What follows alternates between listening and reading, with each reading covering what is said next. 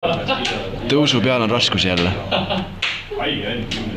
Aga ületatakse ilusti see. Ja väike libisemine lõppu ka ikka publikule.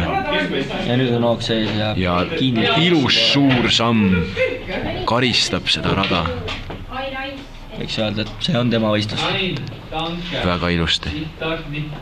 Kindlalt, libisemine on hea stiil. Väga hästi. Ja seal tuleb meil pimedate võistluse esimene osaleja koeraga. Juhtkoera nimi on siis Steffi. Võistlejaks pimemees on siis meil Hendrik. Ja ta on praegu esimene pime, kes on meil rajal. Koer on natuke segaduses, sest Hendrik ei saa sitta ja aru, kus ta on. Koer tahaks öelda talle... Hendrik ei tea, kas ta on meil kodus või ta on juba võistlust, ta ei ole kindel. Hendrik on kahjuks ka kurt, ei saa talle öelda seda. Aga koer juhib teda päris hästi praegu, kui ütleme koera toel ainult liigub praegu.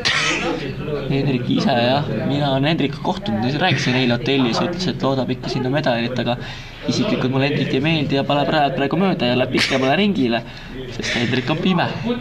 Hendrik on üks naljakas kuju. Ja vunts on ees, et ütles, et ta enne vuntsi ajab ja võidab, aga tundub, et täna jääb see vunts ikkagi ette.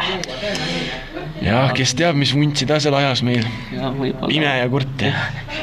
Kurat, koer on ka natuke kädine, et noh, võib-olla eile läks... Nagu Hendrik ise.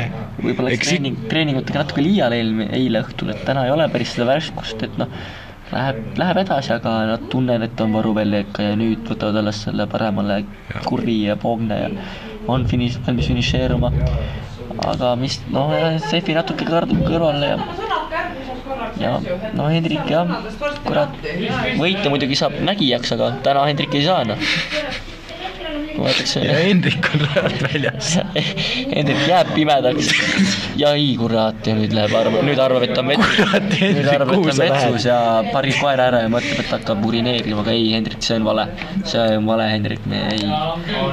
Ja seda ma kartsin, et Hendrikul on see komme, aga ja nüüd ei ole enam mingit võimalust. Hendrik ei saa aru, mida ta teeb. Ma ei tea, pärast.